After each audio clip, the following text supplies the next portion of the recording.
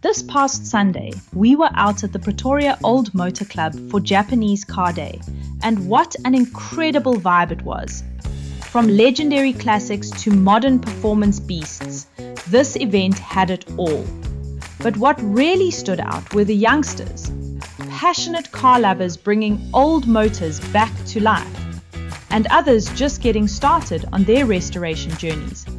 It was truly inspiring to see how eager they are to learn, to dream, and to build, with the older generation guiding them along the way. Stick around, because we're diving into some stunning, clean rides and celebrating the true Motorsport Promoters spirit right here in South Africa. This is Japanese Car Day 2025.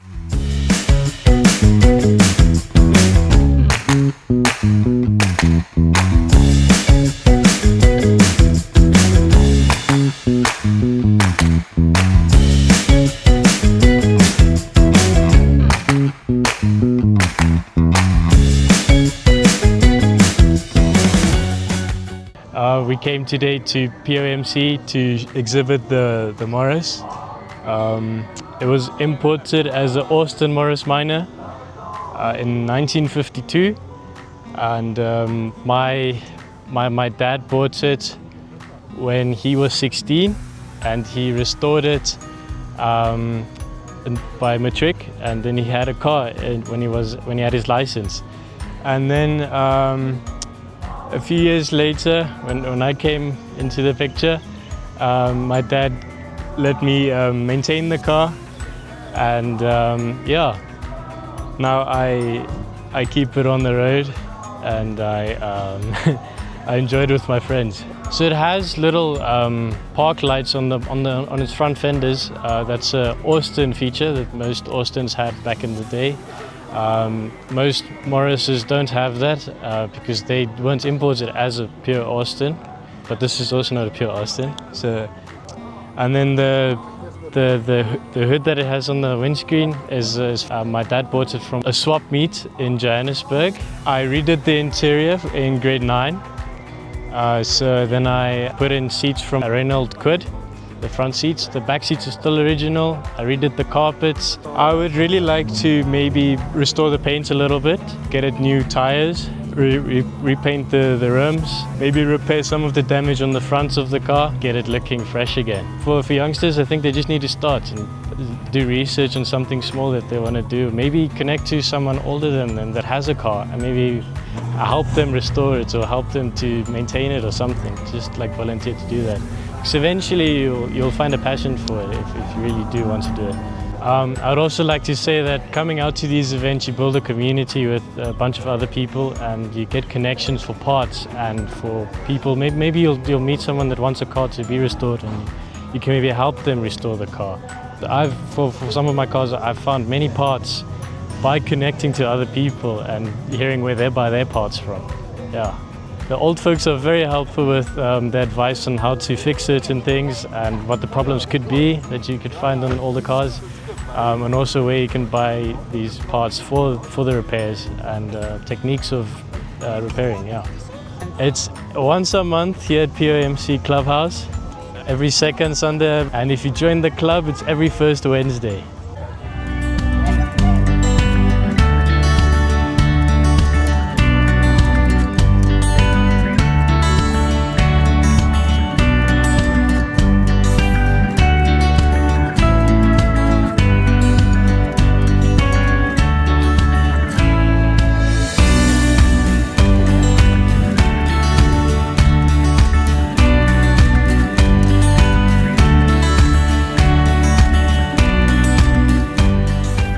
There are a lot of cars I have not seen, like the GTR, the two Civics that were over here. All of them were nice cars. My dream car for a classic car is a '67 Chevy Impala. I prefer the 4-door than the 2-door, because I want it to be like a car that will be in the family for generations. That's my ultimate dream car for a classic car. It's fun restoring a car. That's what I've learned.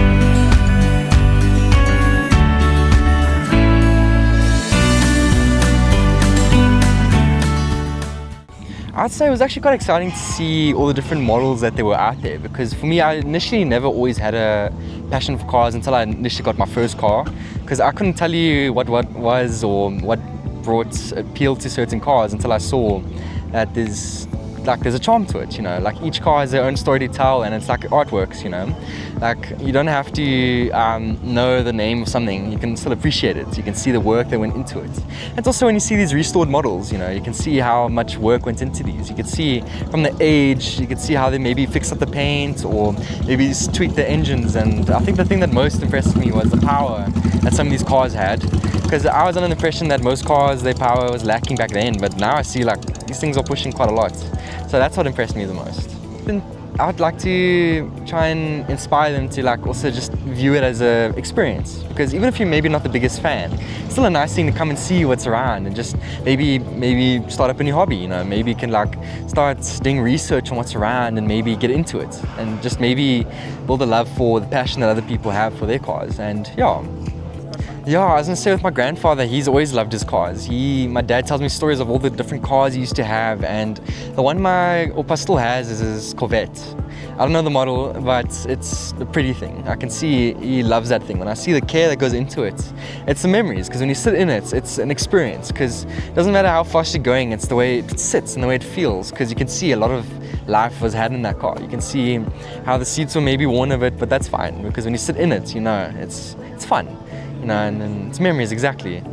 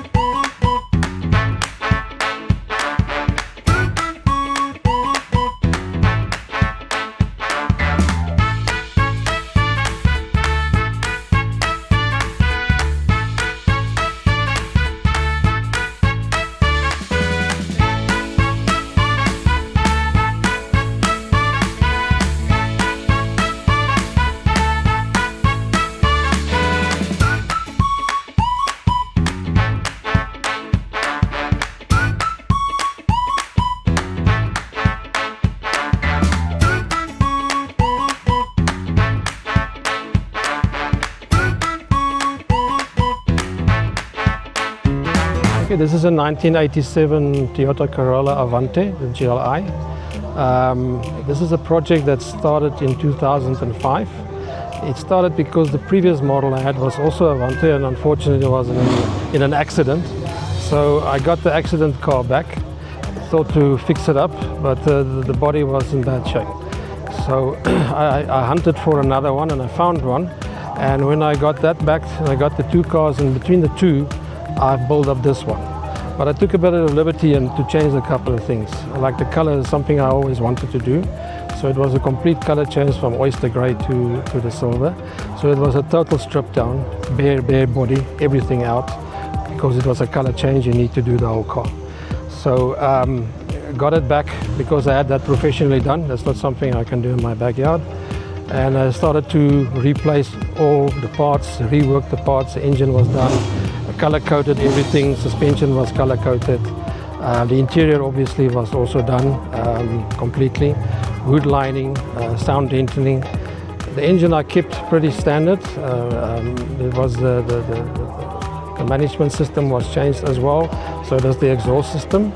And small things. I tried to keep it more to the original 1600 rather than go the turbo or supercharger way.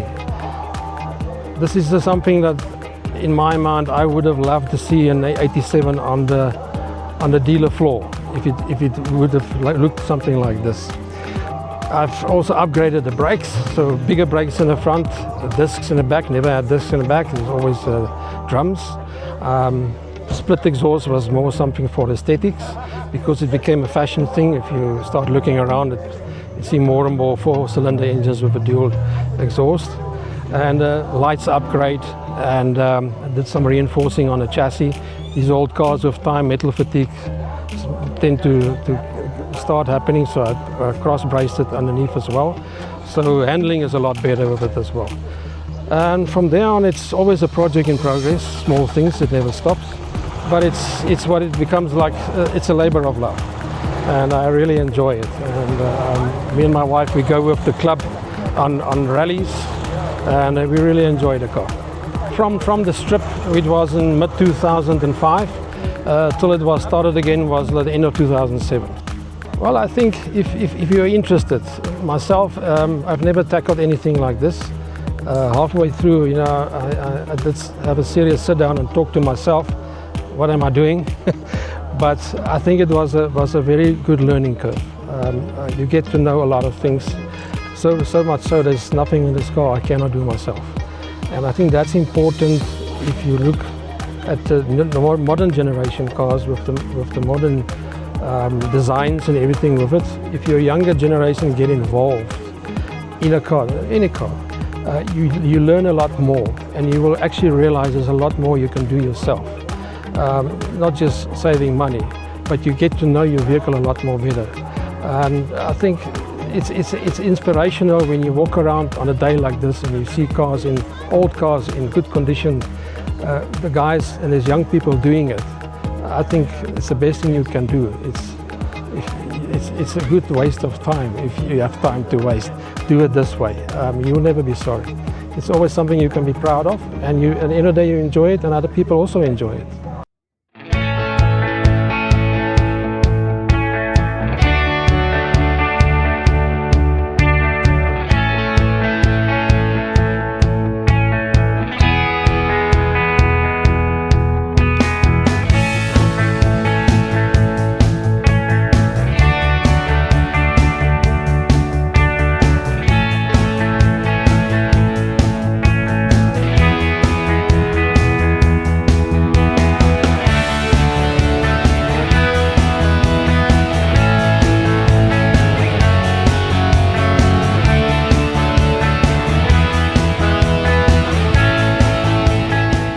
As the day wrapped up here at the Pretoria Old Motor Club, the engines may have gone quiet, but the excitement definitely hasn't faded.